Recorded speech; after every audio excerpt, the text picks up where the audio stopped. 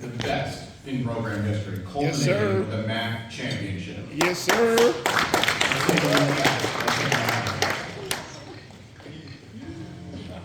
In just its third year as an NCAA Division I AA program, the 1998 Fairfield Stags football team put together the best season in varsity history.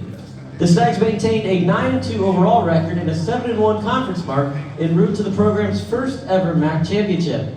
Fairfield had one of the toughest defenses in the country, leading the nation in both total and rushing defense. Their historic success was recognized around the league as the squad boasted 10 All-MAC student athletes, including 3 major award winners highlighted by quarterback Jim Lepuznik being named the MAC Offensive Player of the Year. Congratulations to the 1998 Fairfield football team.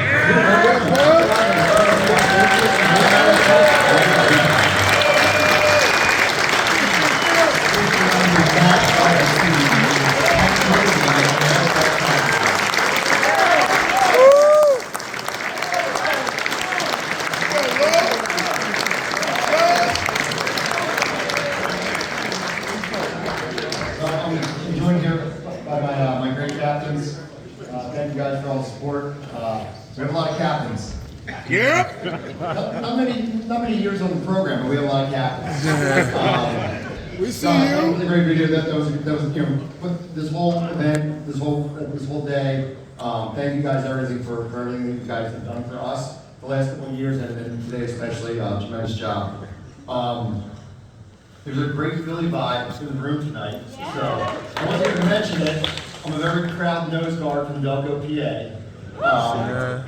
We never played Villanova. If we did, we probably would have beaten them. But we did beat LaSalle.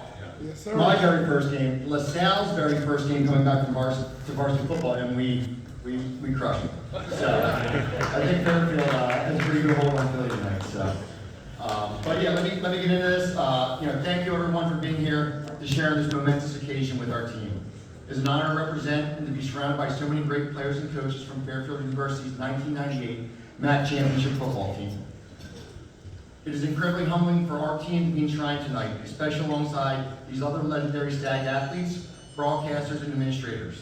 Just being considered with such an impressive group of inductees that represent the absolute best of Fairfield athletics is an honor in itself. So Ann, Bob, Tyler, Ryan, Paulina, Jean, and to the family of Dr. Gibbons, congrats to you all.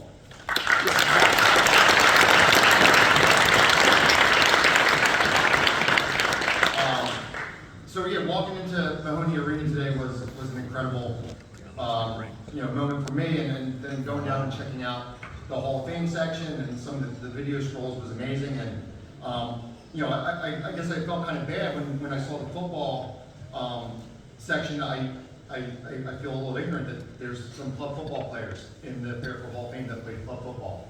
And I apologize, I don't know their names, and I don't know, there may be some in this room tonight, but I just want to make sure we recognize the club football players, the first Stags to grace the gridiron that paved the way for us. So, tremendous honor to those club football players. And then we have 3 Hall of Famers. We mentioned Jimmy Lepuznik, our quarterback, Hall of Famer. And you'll hear a little bit more about Jimmy as we go into the speech, of course. Adam Ferreira, the all-time leading rusher. One of my best friends. He's not here tonight. He's down in Florida. He's doing great. Adam beat cancer at 27, and he's doing great.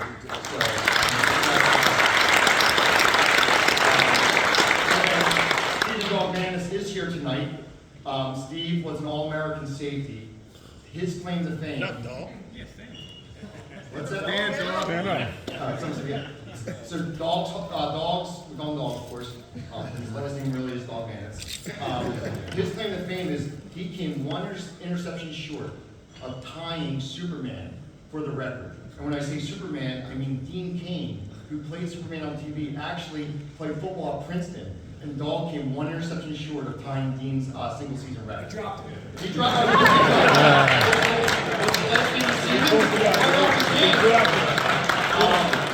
And also, Steve, very humble. He wanted to make sure that, a very important message tonight, he wanted to make sure that, guys, you're entering the Hall of Fame. He's like, just make sure when you describe yourself, you say it's a team Hall of Fame. You say, you guys aren't Hall of Famers. a key. So everyone got it's really important. That's all.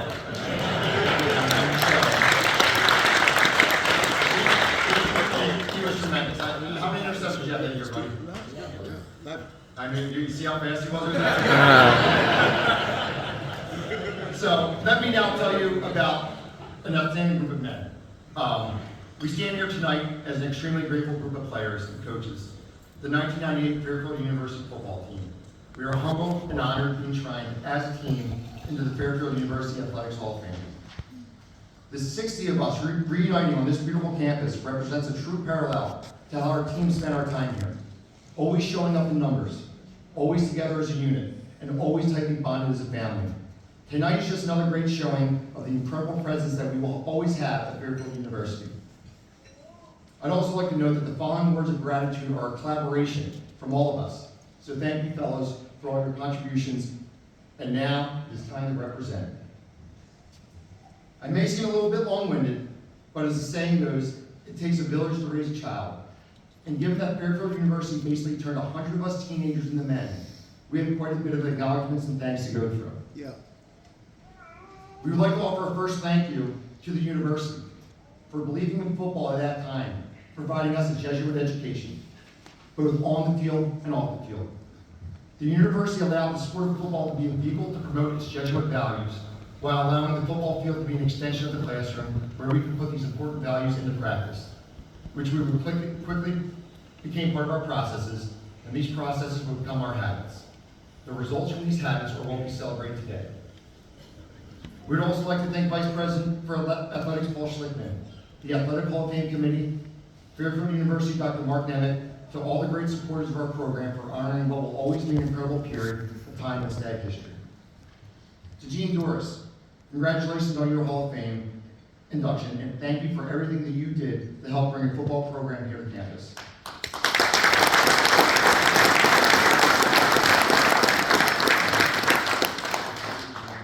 We cannot celebrate Fairfield football without remembering and thanking two very special men whose faith and leadership have allowed us to be here tonight. We will be forever indebted to both of them for shaping our lives and allowing this group of men to connect. The father of athletics, Reverend Victor F. Lieber, S.J. Yep. For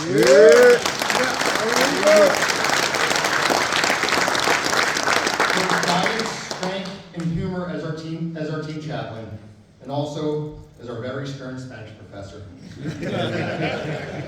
And former Board of Trustees Chairman, Mr. Bill Miles.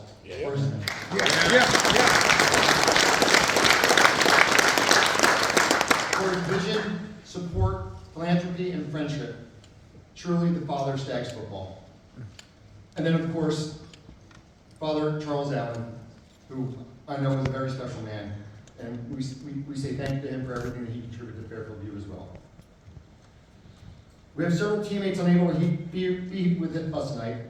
I mean, 60 out of 93 is not bad, but due to distance, schedule, health, and unfortunately death. We will forever remember our two fallen brothers, both rock solid in every sense of the term. Ralph Denise. Yeah.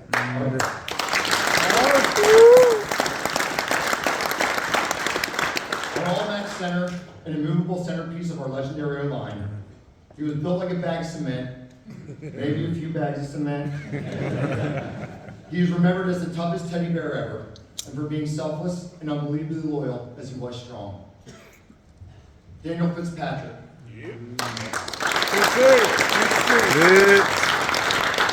Our 1998 MAC Offensive Rookie of the Year. A bruising running back that would first run you over and then immediately make you laugh. There was no one quite like Danny, and we loved him for being him. Ralphie and Danny, we all miss you dearly. Thank you to everyone that made the 98 season the monumental success that it was, and for believing and investing your time and your heart in us. It was very special, and it was very worth it. So there are some specific groups of people, very special people that we'd like to thank. Our parents, families, and friends for being with us each weekend, no matter where the road led. Our tireless coaches, all of you from the 1996 staff on, you all believed in us from day one. We simply can't ever thank you enough for making us the men that we are today.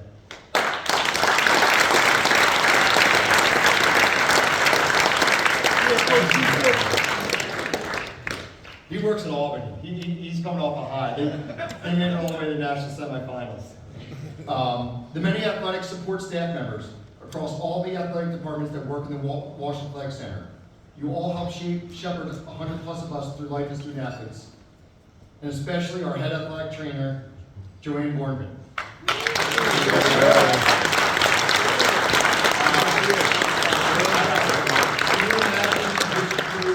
Taking over her athletic room every day. She puts together with bubble gum, toothpicks, duct tape, I don't know, you name it. Joe, unbelievable. Thank you so much, and it's great to have you here with us. Yeah, Joe.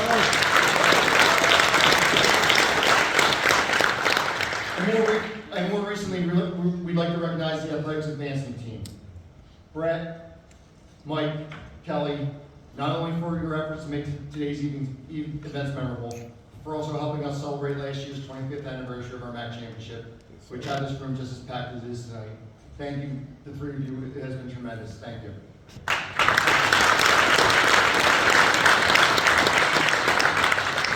And our team is also forever grateful to Mike Harris, Associate Director of Athletics Sports Performance, for providing Fairfield football a permanent home in his weight room. So now I'd like to take you on a quick walkthrough of what it meant to be part of Fairfield Stags football in 1998. How we got there, who got us there, and most importantly, what got us there. Before we do this, it is mandatory to recognize what occurred during the inaugural season of 1996. Because our championship season did not simply begin in 98 or even 97. It all started in 96. It was this initial season that made the program what it would eventually become. This first team consisted mainly of freshmen and just a handful of upperclassmen, walk-ons, and transfers. All of whom had to line up opposite grown men 4 or 5 years their senior. Going 1-8 may not seem like a successful year on paper, but the resilience and drive of the 96 team allowed them to close their first season with a tremendous win at home versus Iona, 27-0. The impact of this game, this season, and these trailblazers had on the future of Fairfield football cannot be underestimated and should always be recognized and remembered. We simply would not be celebrating in the center tonight if it wasn't for these players. They remained resilient as the masses that went out for football in spring and summer of 96 slowly dwindled to a very short list of those that helped on to see the final through it all the way from its humble beginnings to its glorious end. Of the 127 plus original players brought to summer camp to start the program, only 21 were still around 2 years later for the end of the 1998 season. That's an attrition rate of about 85%. 15, let's finish. So, statistically speaking, that meant these guys had a better chance at making it through Navy SEAL training camp than for the first 3 seasons of the new Stag football program. These guys came into an unknown situation and started the program from a rocky, dusty dirt field. But they grew the team into a winning team, and they helped it bloom into a championship team. There was no culture or roadmap or how to do things, certainly no traditions to start from. So they started a culture, and they built traditions, while still learning how to play Division I football at the collegiate level. What an incredible ask for a group of young men.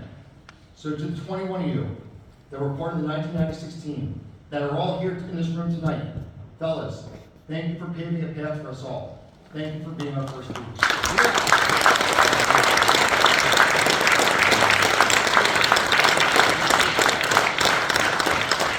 Off the momentum of the program's first win in 96, the 97 season's impressive 7-3 record resulted in the 11th biggest turnaround in NCAA history, letting everyone know what time it was, that the Stags were for real. So when the 98 season came around, despite our program only being its 30 years existence, we were ready to leave our mark. While now made up of juniors, sophomores, and freshmen, and we did have one senior, born in later, we were still extremely young compared to our veteran MAC components. So it certainly did surprise the league with what we were able to accomplish during that amazing season. Of course, that was no surprise to all of us. As one fateful night during the off-season, the team gathered in the quad, where we challenged ourselves to do what no one thought was possible from a group of underclassmen. Let's just go win it all this year. And we did. And this is how we did it. Game 1 opened with an emotional 4-point loss to a 44-point favorite Holy Cross, 22-26. Game 2. This was our annual blowout over Iona, 42-21. Game 3, a very unexpected 3-point loss at Marist, 17-20, and we were officially in trouble at 1-2 with a grueling 3-game stretch ahead. Game 4, an impressive home win versus Georgetown, thanks to a fourth quarter comeback, 24-14. Game 5, at Duquesne, which ended up being the de facto MAC championship game, our greatest victory. A 23-20 overtime win, which led to an impromptu pool party in the Duquesne Aquatics. Yeah, we took their pool. The word drop. Great plot, Joe Milligan. Game 6, at the University of San Diego, for a potential letdown game after the big Duquesne win, especially with a cross-country flight. Not an ideal situation. We dominated 24-7. Weeks 7, 8, 9, and 10. We simply outscored our 4 opponents 168-14 with 3 shutouts. Week 11, at Central Connecticut State, hard-hit New Britain, where our season ended with the ultimate exclamation point, cherry on top, and icing on the cake, all rolled into one play, as our lone senior and All-American safety, Chris Silvestri, returned an interception for a touchdown on the very last play of the game and of his remarkable college football career. This career walk-off pick 6 left the score at 26-8, a very fitting way to end a remarkable season. Looking back, the crossroads we encountered in Worcester and Poughkeepsie ended up being very necessary lessons, which led to a change in our mindset, allowing us to prevail all the way from Pittsburgh to SoCal, as we received a rattle off 8 straight very lopsided wins to finish the season with an unapologetic 9-2 record, 7-1 in the MAC, celebrating with a championship trophy on our home field after dismantling St. Peter's. Our season-long scoring differential came to a bewildering 346-131, and for anyone doing the math, our only 2 losses were by a combined 7 points total. Our coaches' experience and fortitude shined throughout this season. They never allowed us to take any team for granted over that amazing run. Each week during film review, they made sure to instill respect and fear for our opponents before pushing us through the weeks of punishing practices, never being allowed to get too overconfident or too high on ourselves, and fear that our ultimate goal was to throw our fingers. Even when a string of massive victories all ended up being foregone conclusions before we even stepped on the field. The 1998 MAC Championship football team was truly special, thanks in large to several important groups of people. Our dedicated coaches recruited hundreds of young men, spanning many different backgrounds, walks of life, personalities, egos, and neighborhoods. They scattered schools in cities and towns up and down the coast, resulting in a group that may not have been all blue-collar, but were all raised the right way and played with toughness and grit. These common threads brought us together, while our vast differences were leveraged to create a diverse and complete team that dominated the MAC like no other team had done before. What we were able to accomplish in '98 was simply a byproduct of the blood, sweat, and tears that were shed by hundreds of other Fairfield football players that played during the 2 previous seasons. We were grateful to have been able to play next to natural leaders and old men like Mike Irwin and Mark Ryan. These 2 other statesmen left their mark by teaching us what it meant to be college football players and student athletes, making sure to lead by example on what a college football program should look like before going on to graduate just ahead of the '98 season. Mike and Mark are both here tonight, and we thank you for your guidance. And I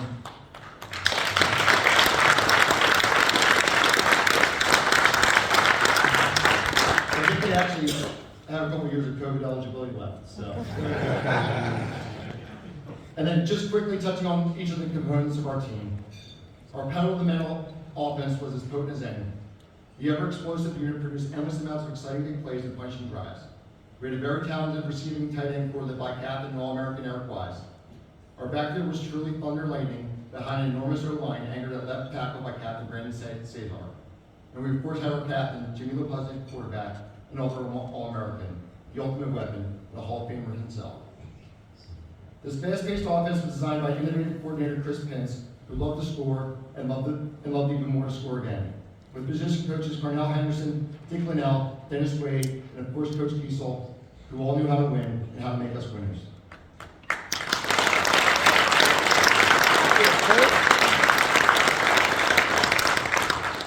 Now let's talk about defense. As we know, defense wins championships. Only What did we stand have on up the there. SB in '98? being led by aggressive and ingenuity from our defensive coordinator, assistant head coach Joe Bernard, and his staff of Mark Cole, Brian Dunn, and Julia Scott. We produced a legendary unit that was extremely crop across all of NCAA and Division I AA. Offenses could not make heads or tails of our relentless blitz packages, led up front by Captain Steve Crines, Tom Unger, and Derek Aldridge, who had a few blitzes named after him. Right, DA? Yeah. DA doesn't have Derek Aldridge. Our D-backs were incredible blend of speed, brawn, and brains, directed by Captain Lomax Edwards and the aforementioned Chris Silvestri. Our special teams flew around with reckless abandon, even sometimes losing their foam helmet caps and never allowing our opponents to become comfortable. We had an automatic kicker that loved to make Kiesel sweat, often resulting in the gates of hell being opened, and a booming punter that was also a sure-handed holder, and of course a trusted long snapper that would bend himself into a pretzel if needed. Pretzel squats. Practice squads and scout teams were the most competitive of our foes, never letting anyone make an easy play or take a rep off. As we always strive to make each other better, one practice at a time. These teams were as tough, committed, and unselfish of a group of guys as there ever could be. Every time they entered games, they were always sure to preserve shutouts on defense and extend leads on offense. A lot of our team's historical point differential is certainly due to these guys who never let up, no matter the situation. In the end, stats, awards, trophies, and highlight clips will be the easiest way to remember this great championship season. But our true reward for this season was simple. We all emerged as better men. Everything that this team has accomplished, this team goal, this team championship, was done by putting into practice the founding principles that were developed at the program's inception. This foundation allowed the coaches and players to build a strong mutual respect and closeness between one another, which still continues today, over 25 years later. This special bond we forged created an incredible amount of trust and buy-in to what the coaching staff believed in and preached.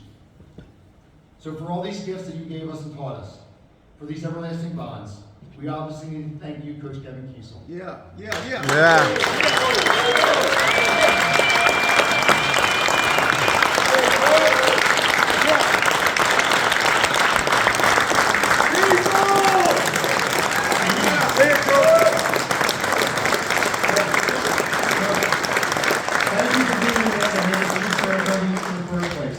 For being the man that never backed down from your own goals, principles, or beliefs. For the man who never stopped being you. Thank you for instilling upon us a foundation and culture that was built on these important life lessons of yours. So when teammates were asked how Coach Kiesel made Fairfield football so successful, this is what came back. Academics first. We had a team full of gifted student athletes that always worked hard in the classroom. And you better believe class was always mandatory. Faith and spirituality through pregame masses and our on-field campus pride walks. Yep. Attention to detail. It was a message heard loud and clear. Just always do the little things right. Yep. Touch the line. Accountability. Yep. We had high standards. No excuses. Being sure to hold each other accountable. If someone was late or missing, coach would simply grunt, "Go get them." Go get them. And we would. We're making them quit. And they did. Preparation. Even down in Orlando, we stayed focused. As Coach K made sure to remind us, we certainly weren't going down there to mess around with me. Work ethic and mental toughness. We simply were willing to pay the price of hard work to win, no matter what it was. Even though some of us apparently would show up to camp fat and out of shape, which is probably why we had such trouble getting fourth in an inch. But sacrifice and commitment, dragging ourselves and each other out of bed every morning for our 6:30 a.m. breakfast clubs, or our pre-dawn preseason workouts and runs around campus, where we would always make sure to wake the students that just got home from the beach. And finally, unselfishness. Yep. Coach had a very simple message. Don't be unselfish.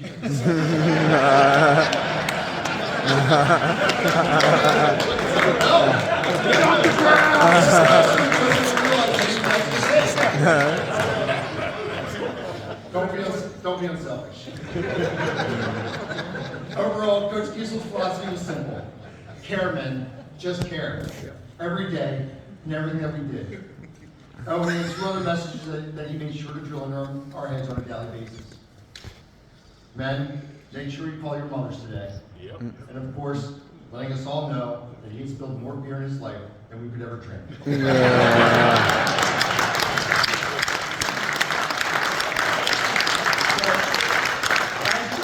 was always all in. So all of us had to be all in on his program, which would correlate to excellence and success on the football field, in the classroom, and in the Fairfield youth community. Above all else, the crux of the championship program and the leadership of Coach Kiesel required uncommon character and uncommon commitment, and the understanding that those who bought into his philosophy would be sure to win. And now, even 26 years later, Coach Kiesel and Fairfield football have kept us prepared for whatever life throws at us in more ways than we could ever imagine. Looking back, it's no surprise we have collected here a room full of successful men, achievers, innovators, providers, and of course, natural leaders. The closeness and the relationship that grew out of our team is showcased by a group of men that extends beyond just teammates. Sure, the result on the field in '98 ended with a trophy and a special ring. But even more special is that today we can say with confidence that we achieved Coach Kiesel's original prediction when we all stepped on this campus. Best men at each other's weddings, guiding parents to each other's kids, and unwavering support and guidance for one another when times are at its toughest.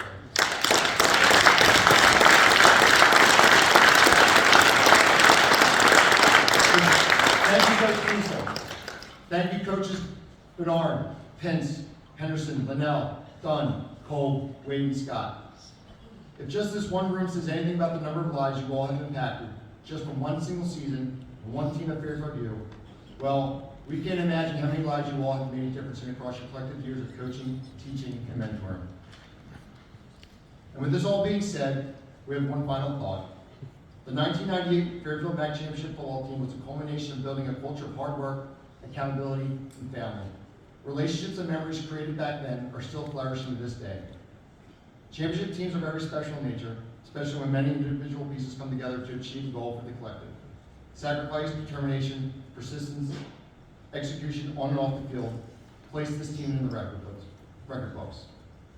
So to close this out, Coach Kiesel brought to Fairfield a simple mantra that we all believed in, that we all embodied what a football program needed to do each day to be successful. It was just a short purpose statement that we would say in unison at the end of each practice, game, or meeting. You may have even heard it used a few times throughout this speech. Leave your mark. Now, with our team being inducted into the Fairfield University Athletics Hall of Fame, it is clear that Fairfield football has certainly left our mark on Stags history. So fellas, one more time, all together, leave your mark on 3. 1, 2, 3. Leave your mark! Thank you everyone for this.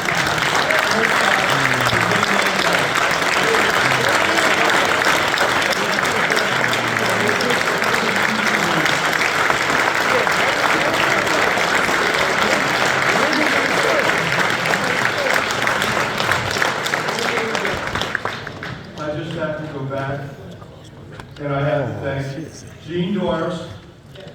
I have to thank up in heaven, they're looking at us, Phil Miles and Father Lieber.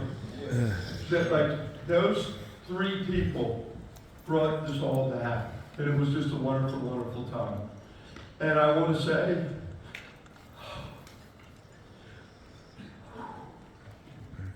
I love all you players and what you did for my life and what you did for me and Fairfield and all our fans, but I love you and I care for you. And this is a wonderful, wonderful movement. Thank you. Yeah.